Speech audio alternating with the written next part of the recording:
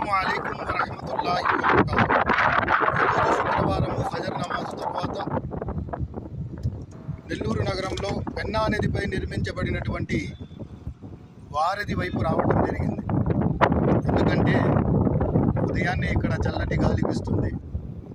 ఆ యొక్క ప్రకృతిని వీక్షించడానికి మరియు సృష్టికర్త అయినటువంటి అల్లాహ్ సుబ్హానహు తఆలా ఈ సృష్టిని ఏ విధంగా సృష్టించారో ఆయన సూచనలు, ఆయన ఆయతలు వీక్షించడానికి